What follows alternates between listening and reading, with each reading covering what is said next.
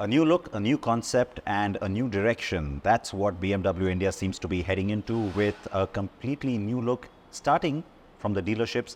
We're also seeing a lot of new products, which are also making people quite excited about how the next few months are going to pan out.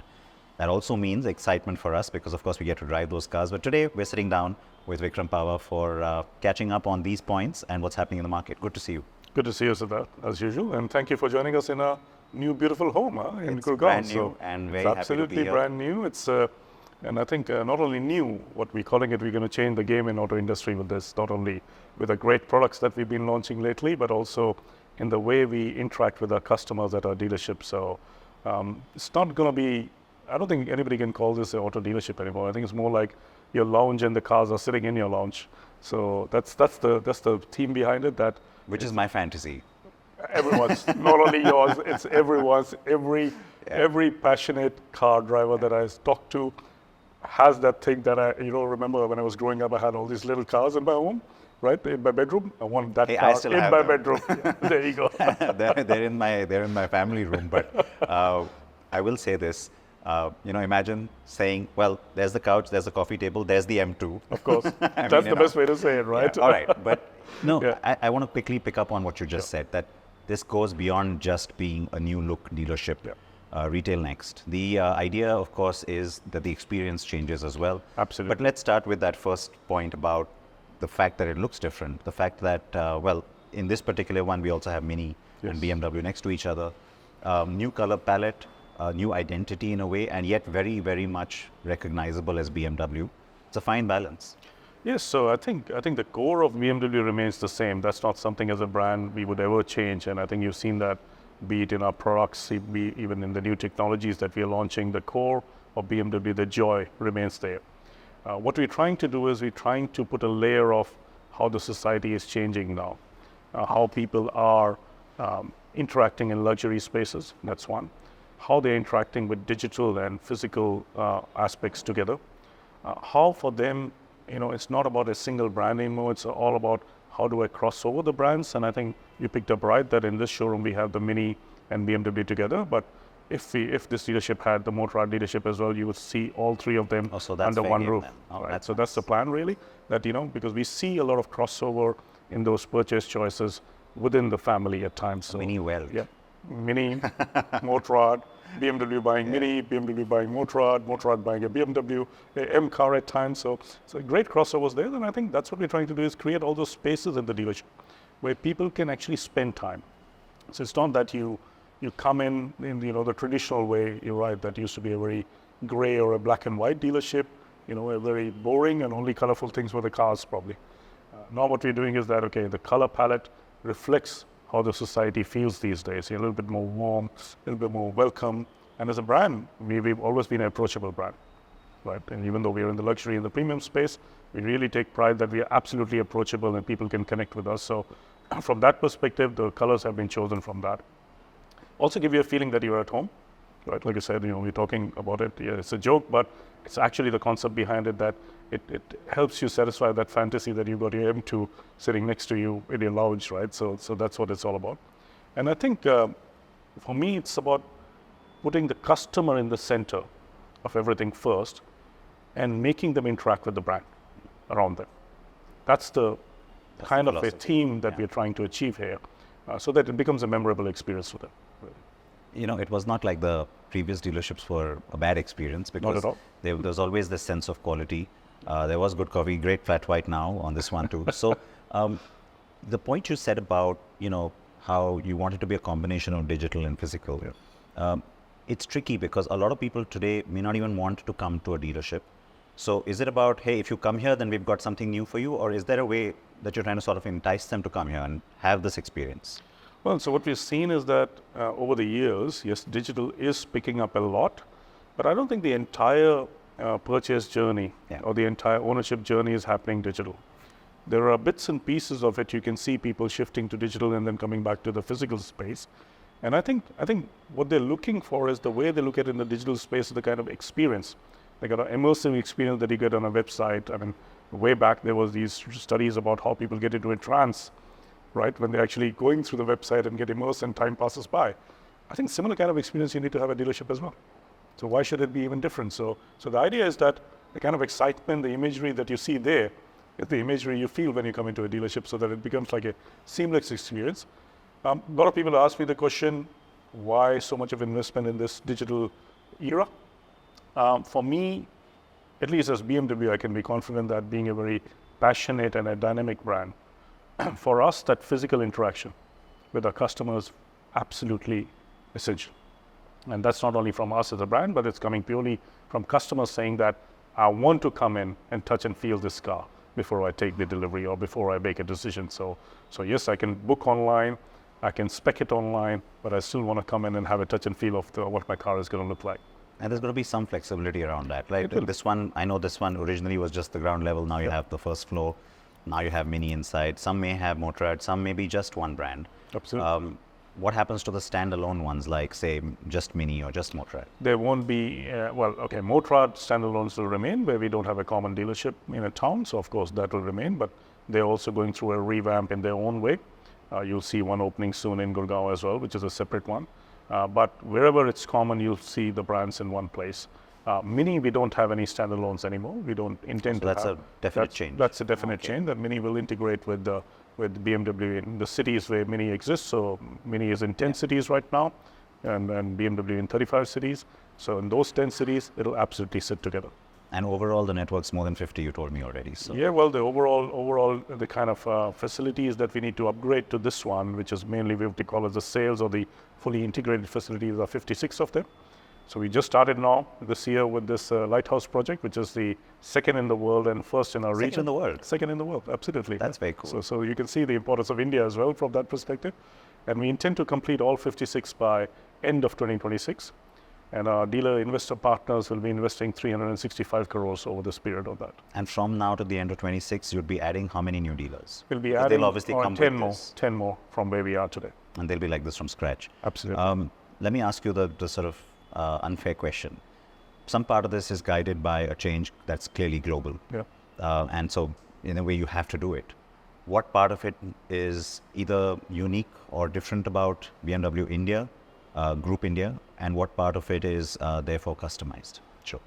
So I think the concept. I know people think that a CI program is a standard program normally. That's what the auto industry has been used to. That's what you do. You create a global template, and it comes in that exact piece and exact spec. That's the difference about this concept, because this is not only about the design. This is about design. This is about the digital tools like I spoke about. It's also about roles and processes that we change in the dealership to go more towards customer. So in that perspective, there's a lot of flexibility given now as to how you can adapt it to the local environment and local conditions as well. So I'll give you a few examples. The facade that you see here right now is probably one of the unique ones that we are going to adopt for India. Maybe some other country may adopt it, but we have a little bit of flexibility on facade that you can choose. It doesn't need to be the standard one. It depends on what looks good in your country. And I think for our perspective, we saw this as an absolutely fantastic facade, because in the evening you can actually see through it, and daytimes it gives you the protection as well. So I think from an Indian environment point of view, it gives really a good combination of day and night.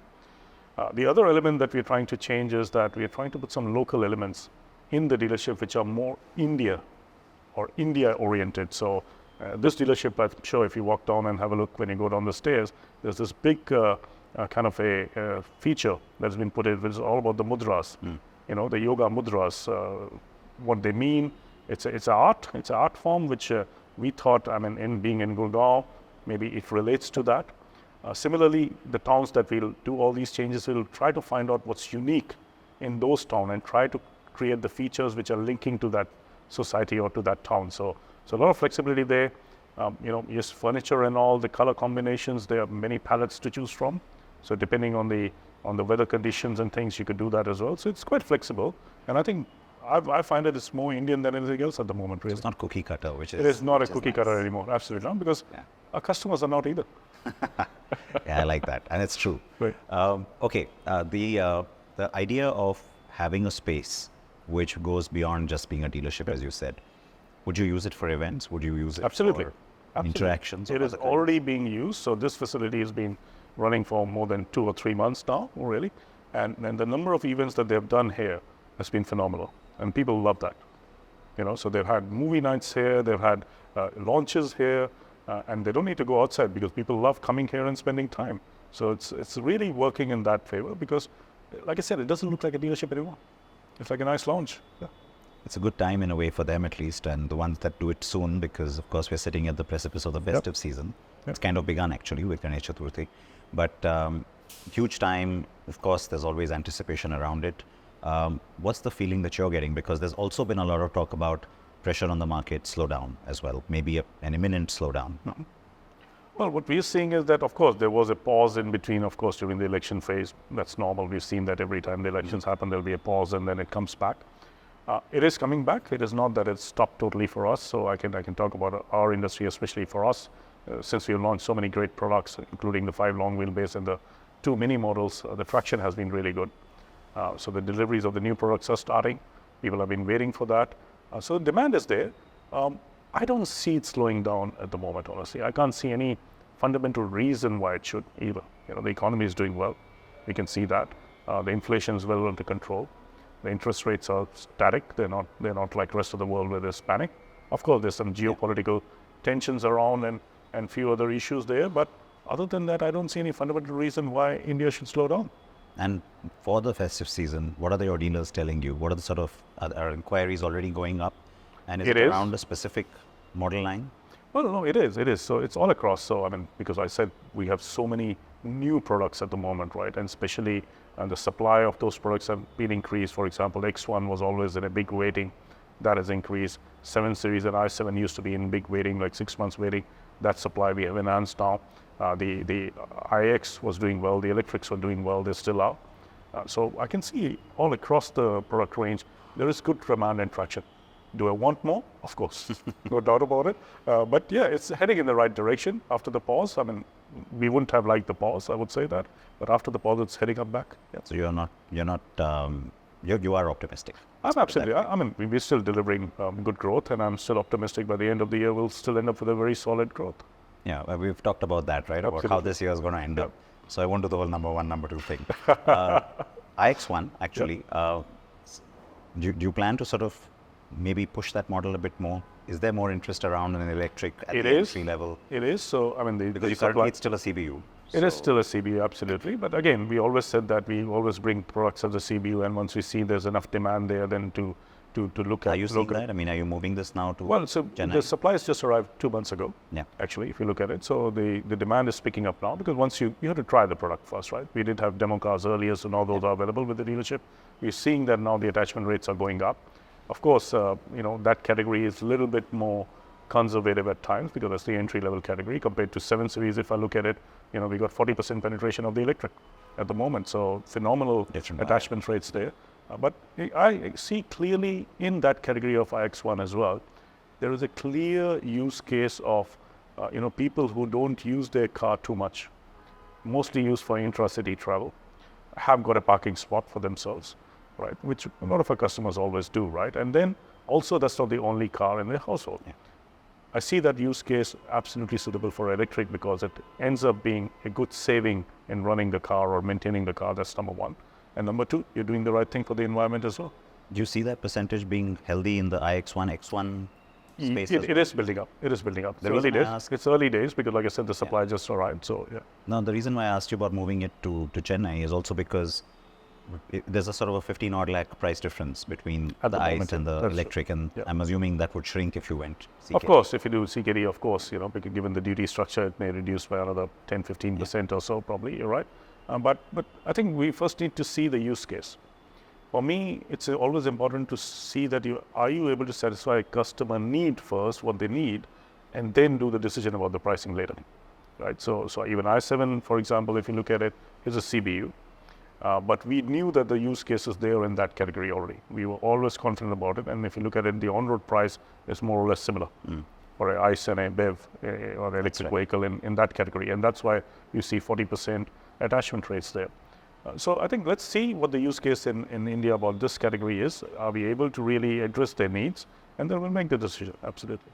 Let's talk about the new cars. So let's talk about the new Minis as well as the 5 Series. Yeah. You did mention that they are sort of now deliveries starting have to started go to now. the customers. Yeah. What's the response been like? Let's talk about Mini first. Well, so Mini, I think people have been waiting for the new generation. Great response there. Great order bank, right? So of course, there's a little bit of waiting. The supplies are just arriving now for Mini. Do people but right want time, the ICE version on one and they want the both. electric on the the other? electric, no, the electric, the Countryman has been received very, very well. Let me put it that way, because Because it's electric only right now. it is electric only, and we were expecting in that category actually they will go electric, because it's a proper big size SUV. If you look at it, absolutely satisfies your need from a family perspective as well, but also makes you maintain that character of that Mini that you And want. it's got good range. It has a good range as well. It has a good range as well, and I think absolutely suitable for your even weekend travel or a weekday travel commute to the office as well. So great response there. Cooper has always been the always favorite. So people have been waiting for that. There was a gap between that model in between, so good demand there as well. So deliveries will start in a couple of weeks time. I think it's about to start. 5 long wheelbase, phenomenal response. Absolutely phenomenal response, because when we launched it, we said it's the longest and the widest and the tallest car in the category. People are actually feeling that the moment they sit in the car. You don't have to remind them. They simply say that I can feel the space is absolutely different than any other car that I've been in before. They're loving the tech, they're loving the ambient lighting, all those things, as a combination, as a package, they absolutely are enjoying it. And honestly, they're happy with the petrols, really. I was going to ask you, where's the diesel? Well, no, they're happy with the petrol. I mean, so this is where we're trying to read the market, and I think you've seen that us doing that a couple of times now over the last You're not couple of ruling years. out the diesel. No, of course not. If the demand is going to be there, we will. But right now, we don't see a demand in that category. People aren't sort of clamoring for it. Not at all. All right. Not at all. I'll ask you the other tough question about the 5 Series. You said, longest, tallest, etc. It's not the most luxurious. How much flack are you getting for that? Well, I mean, luxury, it depends on how do you define luxury. I mean, No, are you but comparing? that's the safe answer, Vikram. No, it's not a safe answer. I'm happy to take that question very boldly, because, I mean, are you saying the luxury should be same as a 7? Probably not, because that's not what the customer is looking for in this. I mean, if you're trying to downgrade a 7 Series customer to that category, then absolutely you need to make it like Your that. competition did that. Well, Successfully, I some people might won't say. comment about that. But then let's see who's the leader in that. I'll tell you why in the I'm top asking. end category. Then who's the leader there? Then let's figure that out. Well, that's true. And also maybe in this category a few months down the line. The reason I asked that question is because, and I'm happy to accept that this could be a media construct, that when you say long wheelbase, it implies pampering more, plusher, more features, Well, so if you think about it, reclining seat, no. So if you think about it, we have a 3 long wheelbase as well, right? So what are you trying to do? You're trying to which address did a need. amp up luxury though. Well, no. If you really look at it, people go for 3 long wheelbase for a particular purpose, right? Depending on how they're going to use the car. And those who don't want that go for the M340i. So we got a good sale proportion between the two as well, if you look at it, right? So it depends on what you're addressing as a customer need. I don't think you need to do everything for every car.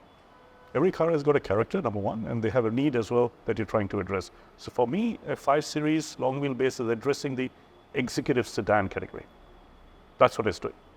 It's not addressing a luxury sedan category, but of course, is it a luxury car? Absolutely is. Is it a premium car? Absolutely it is. Yeah. Yeah, it is. I mean, that part I'm not taking away from you. The reason I asked that question is because in the past generation, when you had the 5 and the 6 GT, the 6 GT was that, right? It gave you more space. It had the reclining seats. It was plusher feeling. And that's where some of the criticism has come for the 5. So Is it an evolving product? Could you it's see not more things evolving. happening with No. I think what you'll see is that what we've done is we've taken the comfort factor to the next level in the 5 long wheelbase, right? So you're right. The 6 was a kind of a long wheelbase as well. 6 GT was like that, but it still didn't have the level of comfort that you reclining need in that seats? car. I keep asking you that. Reclining seats. Well, it's got a nice seat angle. It's got a perfect seat angle of 30 degrees. That's fair. I'm not going to push you further. One last point about Motorrad as well. Electrics coming there. It is obviously a niche market, but it's also a statement. Yep. How excited are you? I am excited about it. It's not just lip service. No, not at all. I think we got really good order intake for the CEO4 when we launched it. So, and honestly, I was surprised by it as well, just given that price point and that category. Especially that, yeah. Yeah, it's not easy to think that you will have double-digit sales, right? And to get a double-digit order base very quickly after the launch was really welcoming. The deliveries are going to start soon as well on that one. So clearly, but again, is it a mass model? Of course not. Of course not. It's a O2? statement. What about the O2? Soon. I mean, that is I wouldn't say it's still not a mass model perhaps in India, but Soon. no, but are you already getting that sort of interest? Yes, of course. Is where I'm going After with this. 04, of course, the interest is much more. And the bikes? Bikes, not so much as yet. I think because electric mobility in two-wheelers for me at the moment is more urban commute. Yeah. Right? It's not your leisure commute that you really go for. So bikes will still remain on the traditional piece at the moment, right? Especially given our bikes, the adventure bikes, it's not something you can imagine will go electric route so soon. Yeah. So, But so what about the regular bikes? What's regular the doing well, traction right absolutely now? doing well. The 1300, since Yeah. its launch has been a phenomenal success. Absolutely, people have been waiting for that for a long time. So great order bank there as well. Waiting times there as well. On the other bikes, even the smaller ones are doing well. Really doing well. Yeah. Do you have visibility on where the next or first facility will come up, which has the bikes, the Mini, and the BMW brand?